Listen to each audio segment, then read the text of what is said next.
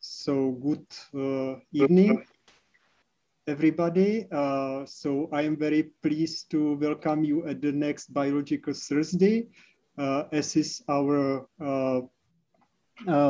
tradition. First, let me invite you to the next week.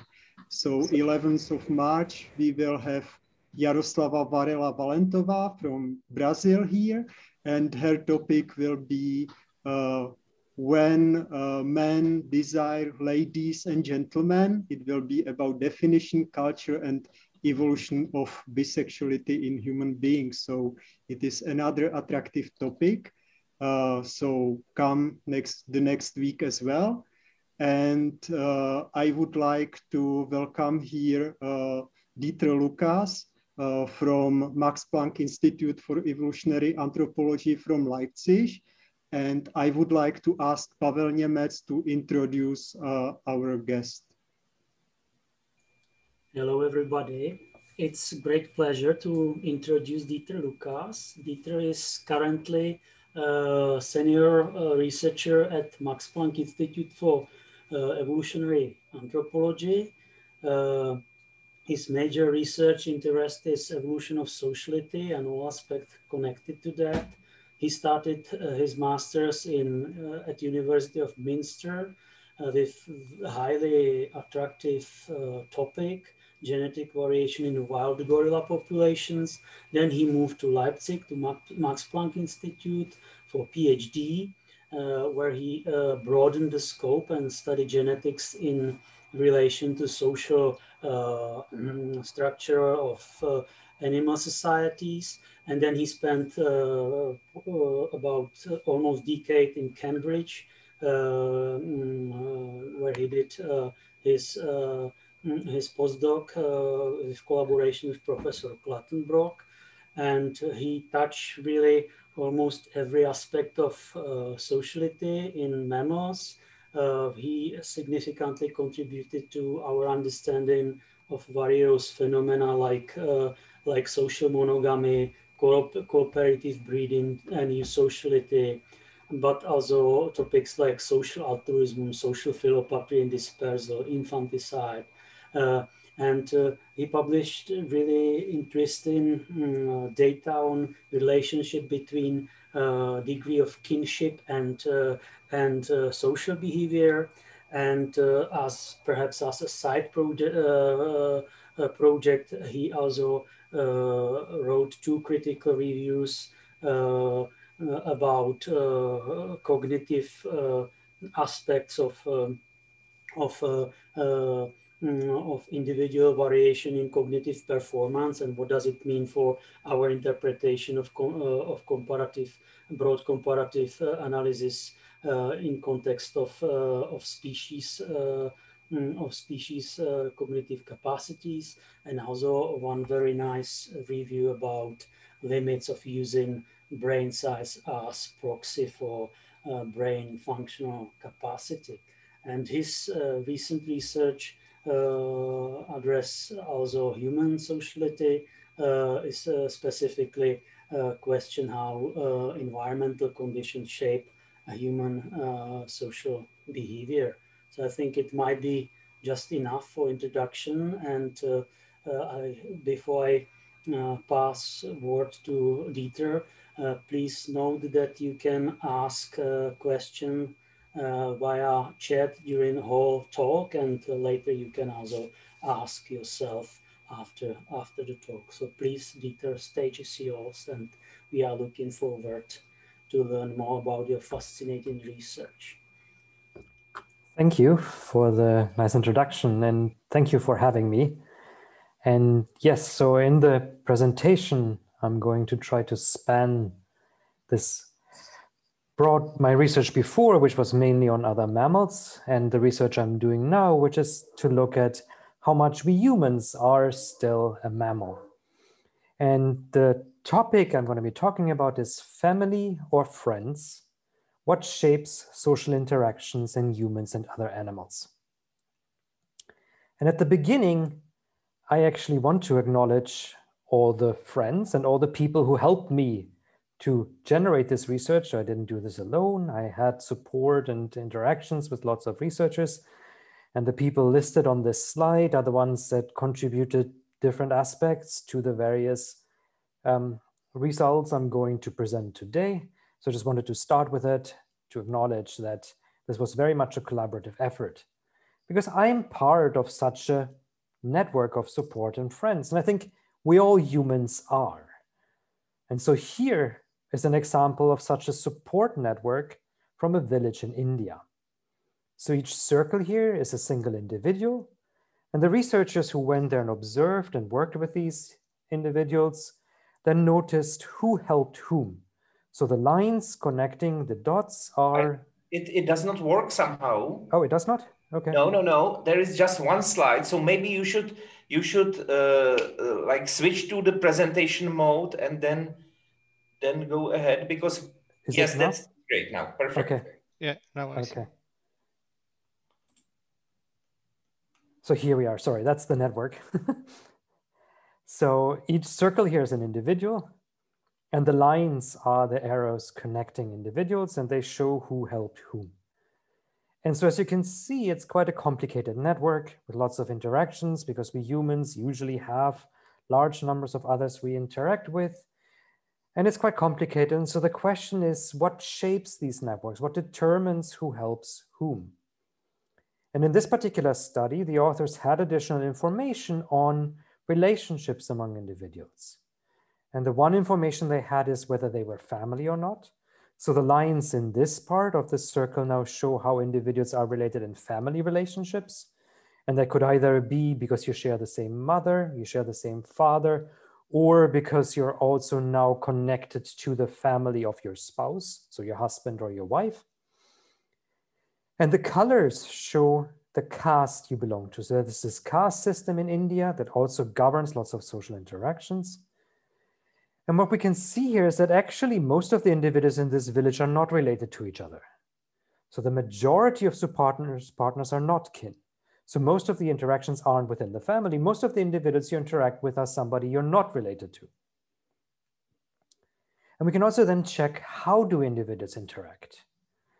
And what we can see here is that really this caste membership determines a lot about the interactions among individuals. And within the caste, individuals show reciprocity. And reciprocity means that we directly exchange favors. So if I help you, you will help me back. So it's going in both directions within each relationship. It's not that there is this bias where one individual helps and the other one receives other helps. It goes back and forth. So we have here some understanding of or description of these networks and how they affect the behavior. And this looks quite complicated, and we really need this very detailed data to actually understand what's happening here. And the question is, why are these individuals behaving in this way? Why aren't they just working with the families? Why are there these large networks? What determines that? And so these are the questions I want to look at in my presentation today. And so the first question I want to look at is, when are networks composed of families and when are networks composed of friends? Can we make predictions when individuals primarily work and help family and when they would primarily work and help friends? And then the second question is, do you behave differently if you work with a family member than if you work in networks of friends? Or do you just switch? It just depends on who is available to you. And if maybe you don't have family, you will help a friend. Or do you actually then treat the friend differently than you would treat a family member? So I'm going to work through and try to address these questions and some of my recent findings that might help us to understand these kinds of social networks and the interactions we observe in humans. And as I said before, I'm coming at it from a comparative perspective. So I'm trying to understand, well, to understand what might shape the factors, we might try to see how is this different from what we observe in another species. So the example shown up here is something I just drew for lions. So it's not actual direct data, it's just based on observations and our understanding of lion societies. We can also make a drawing like that, where we have individuals that are connected through arrows and different lines. And then the question is, okay, how is this different? Is this different? We always think humans are really complicated, right? And if you see this big network, you always think this is really complicated, but Is it more complicated than the network of a lion? And then if we actually see where the differences are, that might also tell us, okay, lions live maybe in a different environment.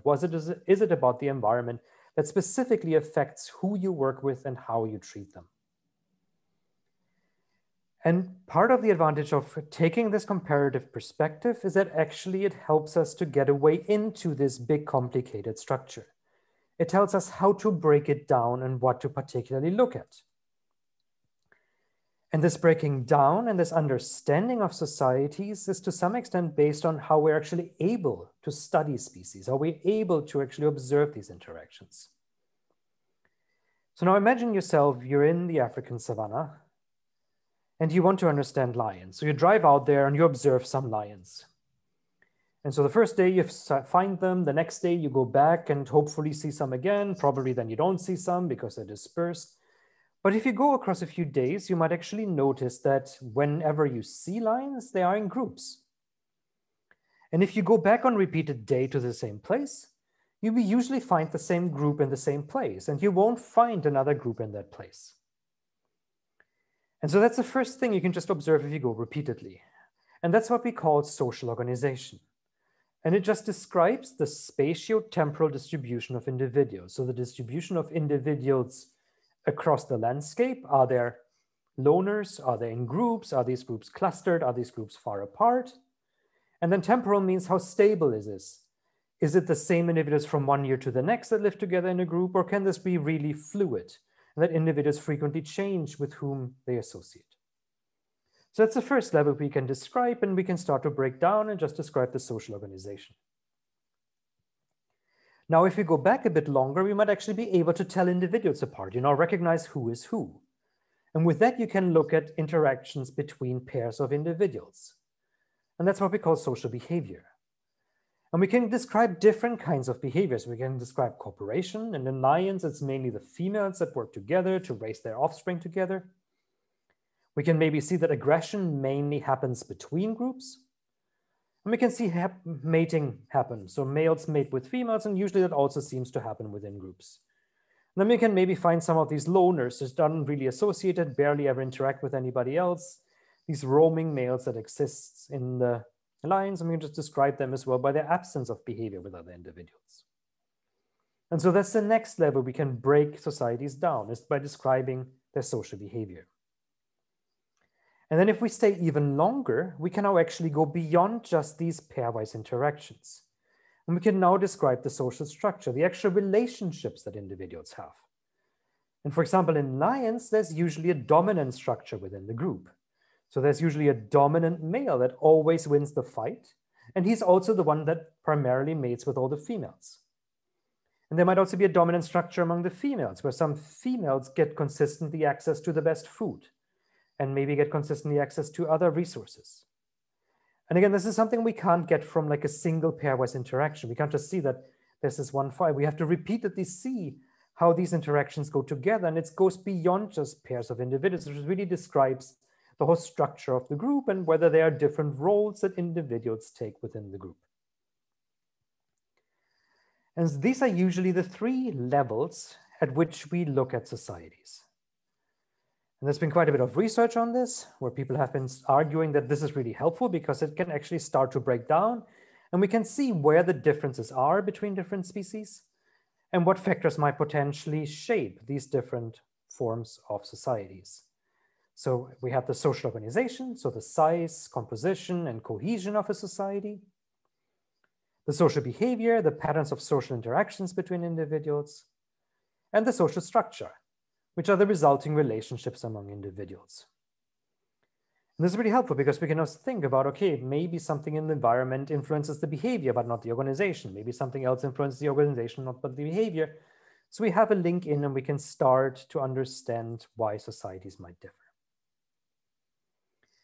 And during the rest of the talk now, I'm going to be focusing on female sociality, and in particular on female mammal sociality. I think lots of the results I'm showing probably apply also to males, but there are some specific things about female mammals, right? Female mammals are the ones who are pregnant and then have to lactate. So they have the really large costs for raising offsprings. They might obviously influence their behavior differently than the behavior of males or the behavior of a different species where females don't have to be pregnant and lactate and maybe don't have this huge investment into offspring. So I'm going to be focusing on female interactions and the societies that females form. And so I want to understand then, for female mammals, when are partners family or when are they friends? How can we actually now use this framework to understand what drives this? And well, this question of whether you interact with friends or family is part of the social organization. So this is the level where we want to break this down. The question is simply, do you live with family members? Is this part of your group, that your whole group is one big family? Or do you live in a group where you always interact with individuals you're not related to? Or do you maybe never interact with lots of other individuals, so really just solitary? So family structure, this first question, who you interact with, is part of the social organization. And what we think about social organization, that's really the basic level, right? That's the first thing that individuals have to form. You can't have a social behavior among individuals if everybody is solitary. So it's also helpful for us to think, okay, that's really the first thing we should focus on. What determines this, who you're interacting with? And the factor I'm arguing that probably shapes a lot of the variation in family structures is life history. So traditionally, when people were looking at social organization, they might have looked at predation, with the idea if there's a high risk of predation, you might to actually come together in a group, so you're less risk of being attacked. But that doesn't really tell you with whom you come together. Whereas what I am thinking is really important for who you're interacting with is life history. So what do I mean by life history? So differences in life history among species and also among population individuals can usually be described among two axes of how females reproduce. So again, we're looking at female mammals. And the one thing where females differ in how they reproduce is their pacing of reproduction. And so that's shown here. So on the x-axis is body size. On the y-axis is the mortality you might experience. And so there's usually always a relationship between body size and the life history. So species that are large usually have lower mortality. They have less risk of actually being predated. They're less likely to die, and they usually live much longer. So larger bodied species usually have a longer lifespan. Smaller species usually have high risk of mortality, and they live much shorter lives. And that also means that they usually start to reproduce much sooner, and that they have offspring at shorter intervals. And that's what we call a fast life history. And that can also vary for a given body size. For a given body size, there might be species where individuals experience high mortality and then they die sooner, and it also means they start reproducing earlier and they have the offspring quicker one after the other. And then the opposite spectrum would be these slow life histories where individuals start reproducing later and live longer. So that's one variation in how females can invest energy into reproduction. The second axis is how much do you actually at each time point invest in reproduction? And again, that links to body size. So of course, because now both of them link to body size, they're slightly coupled, but it's not directly linked. So there can be independent variation in these two traits. And here we ask, okay, how much do females invest in offspring production? Again, it's a negative relationship. So usually when body sizes are small, females have really high investment. Body size is large, females usually just have a single offspring. And these single offspring take a long time to grow up. And that means at any given time, your investment into offspring is relatively low. And that again can vary independent of body size. So we have the low maternal investment if on any given day, females don't actually invest that much energy into reproduction. And we have the high maternal investment if females really need to spend a lot of energy during pregnancy, lactation, and potentially later on as well to care for their offspring. And so we have these traits on how females invest energy into reproduction.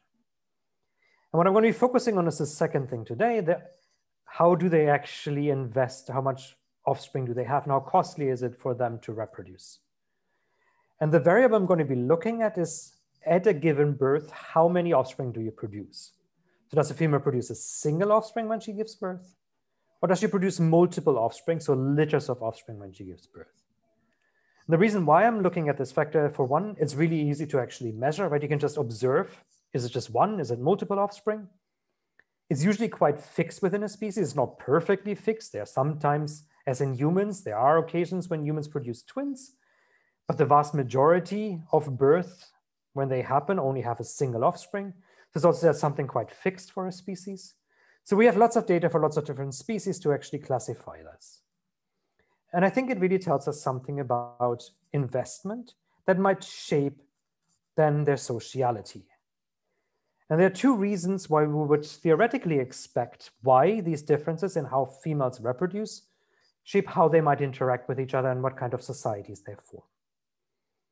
And it's linked to female tolerance.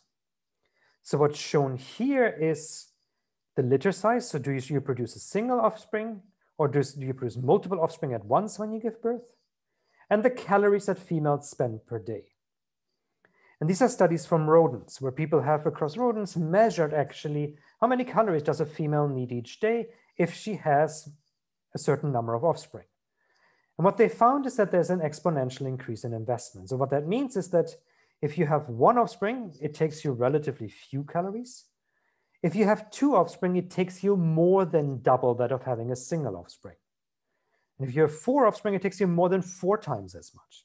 So it actually really goes up. So there's an additional cost of having more than one offspring. And I guess people with multiple children might know this. There's cows, you have to organize them, right? You have to bring them together. So it actually really increases exponentially. So on a given day, if females produce litters, they really need a lot of energy. And that probably then increases competition, right? If a female needs to find a lot of resources to fuel the energy to invest into these offspring she has, she might fight over these resources with other females. So females might be less tolerant of others if they produce large numbers of offspring. And there's a second reason why there potentially might be an influence of how many offspring you have in how you react to other females. And that's what we usually observe is that in those species where females produce multiple offspring at once, they have to park them in nests. There can also be burrows on the ground, it can be holes in trees, it can be other places where the offspring are left during the day while the female goes out and forages on her own. Whereas in other species where females only produce a single offspring, usually the offspring come along. So in many primates, if you just have the single offspring, he can climb on the back and then they can come along with the whole group. Or in many of the ungulates, the offspring are developed well enough that they can already start to follow their mothers along as they actually forage with the whole group. So here you can have these groups where individuals can just bring their offspring along. Whereas if you have to leave your offspring in a nest, there's usually competition over access to these nests. And then the females are limited in how far they can go every day to find food.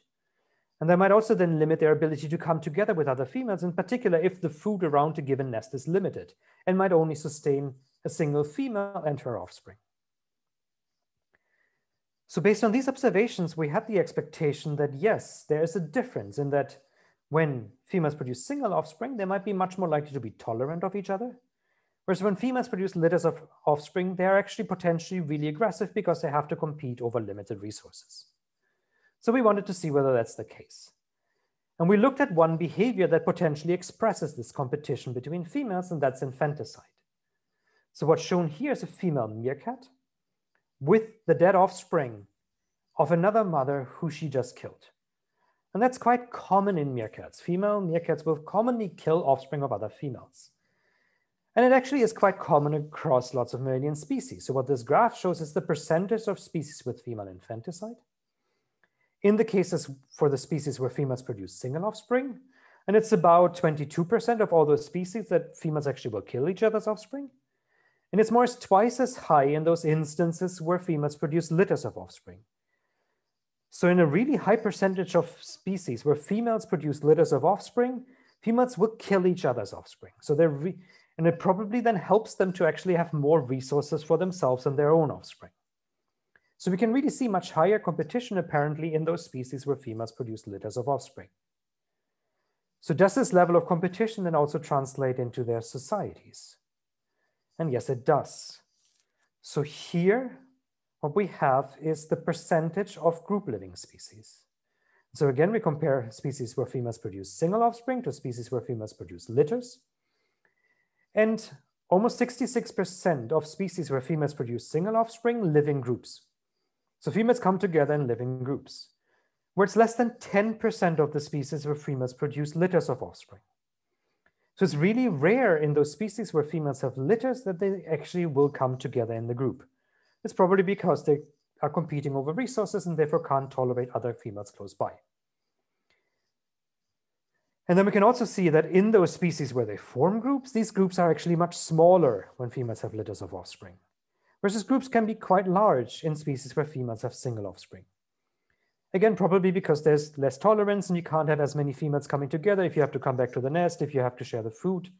So even if groups are formed in these species with litters of offspring, groups are really quite small. So this really shows that life history appears to have an influence on the sociality and the groups that females can form, and how likely females are to come together in the groups, and with how many individuals they interact. And it also has an effect on how they are actually related to the individuals they now interact with. And what we have in these species where females produce single offspring, as I just said, they're usually quite large groups.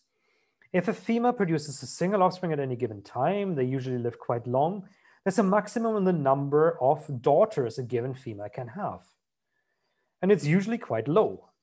That means that actually, if you stay in that group and stay with the other females, you're probably unrelated to most of the other females in the group. Versus in species such as lions or meerkats, where females produce multiple offspring at once, if all these offspring survive, you're actually really living in these family groups. So in the case of lions, it's usually multiple matrilines that live together. And in the meerkats, you have the additional thing with this infanticide that I showed before, where it's usually the dominant female that kills the offspring of everybody else. It means she is really the only one who is reproducing in this group. And that means everybody is basically related because everybody is descendant from this dominant female. And so what we usually see is much higher relatedness in species where females produce litter of offspring than in species where females produce single offspring. And really this number of siblings that a female can produce will limit what percentage of group members are kin. And that will affect then the average relatedness in the group. And so this is work by Mark Dibble and Tim Clutton-Brock, where they looked at, both with simulations and actual data, what's the probability that females on average will be closely related? So they asked, like, what's the chance that average relatedness within the group is 0.25 or higher? That means that's the same level as half siblings or grandparents and their grand offspring. And in species where females produce single offspring, it's really, really unlikely that individuals in the group will be closely related to everybody else. Whereas when females produce litters of offspring, it doesn't happen always, but there's quite a high chance that actually there will be groups formed where average relatedness is really high, because in this case, as individuals mostly interact with family members. So we really have this influence from life history on the family structure. In species where females have this extended reproductive investment, where they produce single offspring at long intervals because these offspring take long to grow up, females will live in large groups with many unrelated partners. Whereas in species where females have this intensive reproductive investment, where they produce a lot of offspring within a short time span, in these species we usually observe that females live with small numbers of family members. So this difference in life history seems to explain the differences in who individuals interact with. So does this now also shape the differences in the behavior and the social structure we observe across different species? So is the family structure potentially the explanation for differences in social behavior and differences in social structure? And so this is what I just described. We have these different kinds of societies that form in species with different life histories. So for the meerkats, we have this one dominant female and everybody else is related to her. So everybody else is the same colon related to her. In the lions, we have these matrilines where they are the females with their daughters. And so you're related to maybe half of the group, and then the other half you might be distantly related to. And then we have the baboons where the females only have a few daughters. And then because of that, and it's a large group, you're mostly unrelated to most other individuals. And of course, we know that kinship has a huge influence on behavior. Kin selection theory is something that is really well established, and people have looked a lot at how kin selection might shape behavior.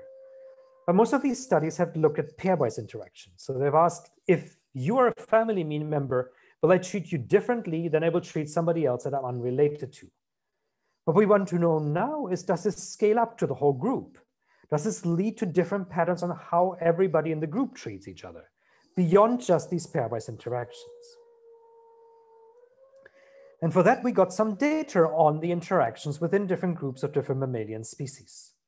So each square here is a data point from a different mammalian species, where we knew the average relatedness between the female group members and the rate of aggression that was observed among the females within these groups. What we can see here is that as relatedness goes up, rates of aggression go down. So you don't really fight with family members. Whereas if you're constantly interacting with unrelated individuals, you have to figure out who gets access to resources, who is actually currently winning, who am I interacting with? And so you're constantly fighting in groups where average relatedness is low. That doesn't mean that there isn't any conflict in these species. As I showed you before, infanticide is really common in these species. So what happens here is, on a day-to-day basis, we barely observe any aggression. But in the cases where it's, for example, about who gets to be the new dominant, then aggression can be really, really violent in these species where everybody is closely related, because everybody now wants to become this dominant female. And that's why you can observe these really violent forms of infanticide. But if you then go back a week later, you usually see the system has stabilized and you don't actually observe any aggression, because everybody is just peacefully within the family again. So it seems that this kinship structure, the family structure, shapes aggressive behavior. And it also shapes cooperative behavior. So down here again on the x-axis is the average relatedness between the female group members. Each dot is a different species again. And on the y-axis now is reciprocity and grooming. So grooming is this behavior where we clean each other's fur. And reciprocity means, again, how much do we exchange this behavior? So if the value is high, it means we match each other's behavior. If I groom you a lot, you will also groom me a lot. If it's low, it means one individual is doing all the work. And when everybody is unrelated, well, you actually really try to trade. You try to get something back from the other individual. Versus when individuals are closely related to each other, you get indirect fitness benefits. You get family benefits. You're helping somebody who might share your genes. And there might also be these really imbalanced relationships where it's a mother helping a daughter. So when individuals are related, you're actually much more uneven, versus you're much more egalitarian in these kinds of societies where everybody is unrelated. We can also show this with the really costly behavior, alloparental provisioning. So alloparental provisioning is where an individual will care for offspring that are not their own. So you're really helping somebody else to raise their offspring rather than having offspring of your own. This is a clearly directed behavior. And this really costly behavior that can't really be reciprocated, that only occurs in species where female group members are closely related to each other, and is essentially absent in species where group members are not related to each other.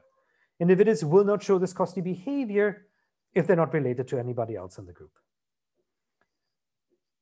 So we have these differences and also in cooperative behavior that we can link to the kinship structure in the group. And how we think about it now is that potentially there are different ways to classify species. So as relatedness, as kinship and family structure goes up, we see higher structural complexity. And that means that we now have very uneven groups. We have the dominant female. She is the one who has all the offspring. And she's clearly different from all the lower helpers in the group. So we can actually define roles within this group. So there's a clear structure within this group. On the other side, when everybody is unrelated, everybody is basically the same. There's not much structure within the group. But now we have high relationship complexity. You need to remember who you interacted with. You need to remember whether somebody helped you yesterday or not. There are clearly differentiated relationships where it matters who you're interacting with. Whereas again, on the other side here, it doesn't really matter who the other is. It just matters whether you're dominant or subordinates. And all the subordinates are being treated the same. You don't really need to know which specific individual it is. So you don't build complex relationships in these kinds of species.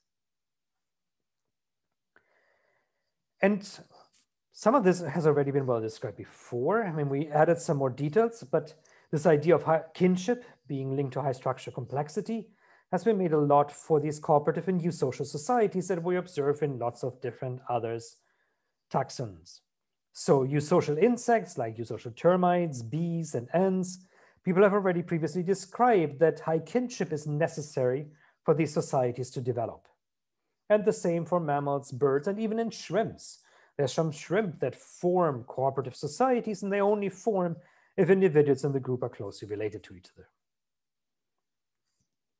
On the other side, we have these species with high relational complexity, and we haven't really a full grasp yet where they occur. So here we actually can just show individual species. We don't have this full taxonomic distribution because I think people haven't fully recognized that this is also linked to kinship. But some examples include the baboons, the chimpanzees, where individuals form friendships, horses, females form friendship with particular other horses, and horses are an interesting system because females will leave the group they're born in to join a new harem once they reach sexual maturity. And then they usually, because they join from different native groups, they're usually unrelated to each other. But females will then form friendship with each other within these harems and support each other, which has actually benefits for their fitness. And there might also be some bird species where this happens. Ravens seem to be such an example, which are also very long-lived species, where individuals form these differentiated relationships that might last throughout their whole life. And again, this seems to be really linked to the low relatedness among individuals within the group. So what's shown here is for the baboons, so on the bottom left, is for a given female, as she goes from being born to her death, what kind of partners does she actually have available to her? And the bottom shaded black, gray, and dotted lines are family members. And the unshaded white area, these are friends. And so when a female is born, usually her mother is still alive, and she might have a sister, but it's usually less on average. Females have less than one sister, but they have usually at least 2 friends available to them. So females usually, because they live in these groups, have lots more friends available to them, and there's barely any family members available to them. And the same is true for the chimpanzees. It's presented slightly different here by these authors. This is just calculating the average genetic relatedness, and that even within the same cohort, where even you potentially might have the same father, individuals aren't really related to each other. So the genetic relatedness here is really, really low. So again, like 0.25 would be grandparent, grand offspring, 0.125 would be cousin. This is well below. This is not different from just unrelated. So really in these groups, individuals are unrelated. Instead, they form these friendships. And so yes, then we can actually make this next link from the family structure now to the social behavior. We see differences in cooperation and aggression, and that affects the structure within the group. That there are more egalitarian relationships when individuals interact with unrelated associates. So what we can see from these comparative studies of other mammals is that life history influences who the interaction partners are. So it determines whether you interact with family or with friends. And kinship influences how the interaction partners are treated. Are you actually being aggressive towards them? Are you exchanging cooperation? Are you just directionally helping them? Are you all the same, or are you ranked in different roles? So can we now use this to actually tell us about this interaction that we observe in these human societies? Can we now link these patterns that we found from life history to kinship to explain why we see these patterns and why these patterns might differ across human societies? And the first thing we want to know for that is, are humans actually influenced by these same constraints? Do humans still follow the same rules that apply to other species? So some people have argued that in humans, because we have culture, social learning, other ways that shape our behavior, we might not be tied to how life history or our environment shapes our social organization and our social behavior. How much are humans still actually, though, shaped by these same pathways? So that's the first question we need to ask before we can test specific links. And for that, I recently did a study with 2 economists where we really wanted to know how much are humans still influenced by potentially the same constraints, in particular by the same environmental constraints as other species. So what we did for this study is we got data from lots of different places in the world. So each dot here is a location where we have some information about how local human societies behave. This is a data set that somebody else put together. It's a data set on traditional hunter-gatherer foragers. So these are really societies that directly rely on their environment to obtain all their food. And for these 340 societies, we had good data on how they're behaving. And what we wanted to know is, okay, if the behavior of the humans is influenced still in the same way as it is in other species, then we potentially expect the same behavior in the same location. So how did we study that? So what we did is to say, like, look, okay, we have here one example population, the Mbuti population that lives in the Ituri forest in the Congo rainforest. And for this population, we mapped which species live within a 25-kilometer radius. So we wanted to know which mammals can we find within a 25-kilometer radius. And then we had information on how the human society, individuals in the human society behaves, and we had information on how all these different mammalian species behave. And so one example is when we looked at is, okay, you live in these different environments, do you store food or not? And the Mbuti store only minor quantities of food. They live in the rainforest, food goes bad quickly in these environments, and there's always food available, so they only store minor quantities of food. And also only 4% of the local mammals, 7 of the 171 species that live in this area, store food. So maybe there's a relationship. So we can now do this not just for this one society, we can do it for all these 340 locations. And that's what's shown here. So each dot is one of these locations around the world. And then on the x-axis is how much food the humans that live in these locations store. Minor quantities, moderate quantities, major quantities, and massive quantities. And the y-axis is the percentage of mammalian species that live at each location that store food. And you can see a strong positive relationship. So in areas where humans don't store food, most of the mammals also don't store food. In areas where humans really rely on food storage, a huge percentage of the local mammals also stores food. So it seems to be a direct association where the environment shapes it the same way. And we looked at several other foraging behaviors, and for essentially all of them, we found these kinds of associations, that local constraints shape human and other animal foraging behavior similar.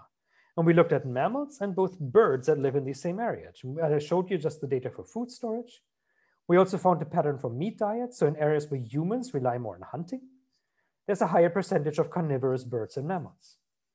Where humans do more fishing, there's also more mammals and birds that rely on fish in their diet. When the day range is larger, so how far do you have to go to find food, that's larger in all these different species. If you have to migrate between seasons to find food, that's also consistent. And population densities of both humans and the other species is higher in some environments than in others. And that kind of makes sense, right? I mean, the availability of food in the environment probably really puts a constraint. So this isn't a deterministic thing. It's not that if you live here, there's only this one way to behave. It's more like a filter, right? I mean, with a fish diet, if you live somewhere high up a mountain where there's no river, you can't include fish in your diet. But it doesn't mean that if you're down by the ocean, you have to fish. It's just more likely that you will fish down there. And therefore, humans rely more on it, and a higher percentage of the other species also do this.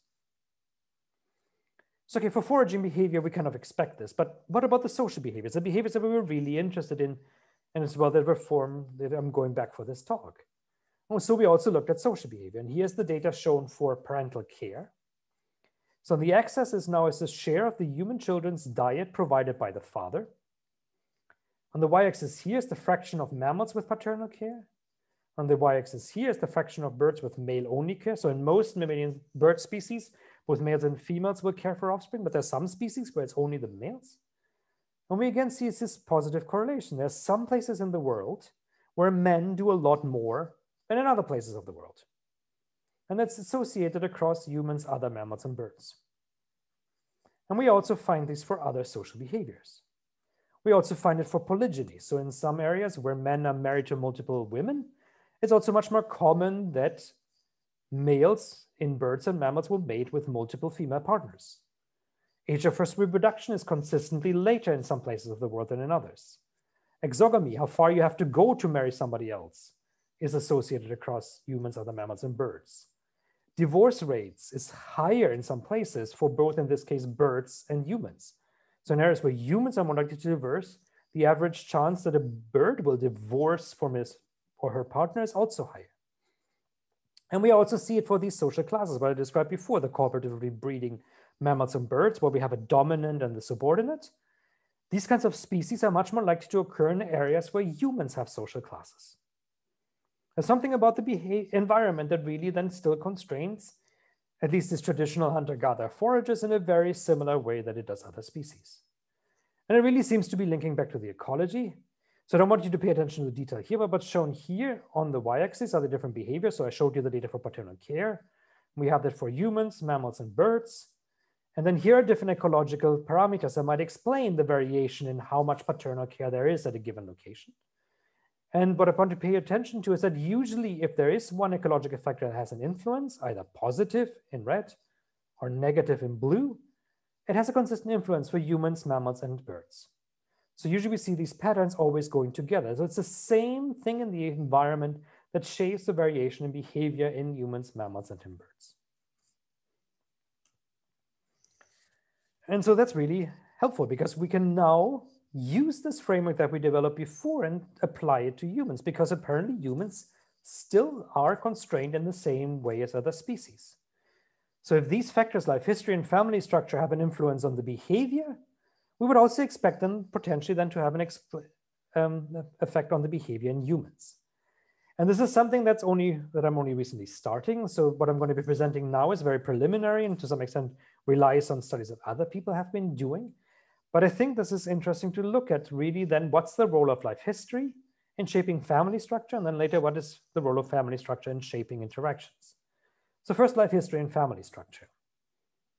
And so what I showed you before is that there are these species where females produce single offspring and individuals are usually unrelated to each other. They usually don't have many siblings. And the same is true for humans. So this is family data from different traditional human societies. And we have for the whole group, who are you related to? And in most of these societies, individuals are related to less than a quarter of the other individuals in the group. So most of the individuals you interact with, you're not related to. They're here in white. Only the ones in gray are the ones you're actually related to. Black is yourself. So also in human groups, individuals are mostly interacting with unrelated others. And again, that's what we expect because humans produce single offspring. So we can plot that here as well to see how well humans fit the data. So we have average number of females per group. And as I told you before, that's usually much larger in species where females have single offspring. Whereas where females have litters of offspring, groups are really small. But then these small groups where females produce litters of offspring, relatedness is high. And relatedness goes down for these large groups for females produce single offspring. And the crosses are now different human societies. And the values for relatedness in group size fits right within the variation we observe in other species. So for this, humans really fit the pattern. And there's some indication that potentially life history shapes the average kinship. So even though kinship is relatively low in humans, it can still vary from societies to societies. And we did an analysis recently where we looked at how relatedness changes with age. But in the discussion, we noticed that actually there might also be this affiliation with life history. That relatedness among women appears to be higher when women have many offspring and individuals die young. So you get this age pyramid with lots of young individuals, but no old individuals. So we have this quick, high reproductive investment. Whereas in societies where women have few offspring and everybody dies old, then women tend to be unrelated to each other. So we haven't formally analyzed this. It was just an observation on very limited data, but it suggests that potentially also these differences in life history might shape differences in the kinship structure of human groups. And so does this now also link back to the social behavior and the social structure? And there's some indication from recent comparative work. So this is what I showed you before. This is for other species. So we had the average relatedness between group members and this reciprocity. How much will you help me back if I help you? Or is the helping just directional? And these authors, Schultz and colleagues, measured something similar. They looked at these public group games, these anonymous games, where also the idea is if you contribute more, you're expecting more equal sharing and more reciprocity. And they linked this to a kinship index they now had on a nation level. So each dot here is a different country. And the kinship index they used is how long ago the Catholic Church banned cousin marriage. Cousin marriage used to be really prevalent in human society. It still occurs in roughly 10% of all marriages today, but it was really common also in Europe and other places until the church banned it and other factors led to a decline, and that broke up families and that reduced relatedness within groups. And these also then found this negative correlation that in societies where this kinship index is high, individuals are much more egalitarian, whereas when relatedness is low, individuals are much more egalitarian. And so we can really go back, and this makes sense now to understand this network that I described in the beginning. We can understand, yes, in humans, we expect that most individuals are not related to each other. And we expect that humans will rely on reciprocity to shape their interactions. But one thing I think we need to consider going forwards is that humans have this nested structure, right? You have families within larger groups. And we barely ever observe that in other species. In humans, we have these multi-level structures. We have households and families within villages, within societies, within countries. And in other species, you just live in your group, and that's the interactions you have. So I think there can be interesting patterns where these interactions are different depending on which level we actually observe human behavior. But what we then also see is this huge flexibility and diversity in human behavior that I showed here, where we have across the whole world exactly the same variation that we observe across lots and lots of other species. So I think for now we can actually start to get at these two questions, but we need more answers to really understand, is it true that when females have high reproductive investment, networks are small and are composed of family? It seems to be the case in other species. Is that also true for humans? And is it true that when networks are composed of friends, that relationships are much more egalitarian than when networks are composed of families? And so I think I can also show you that really this comparative approach can help us to get at these questions, understand why individuals behave in a certain way with each other, and then potentially really help us to understand this better in the future. And I'm happy to take questions now.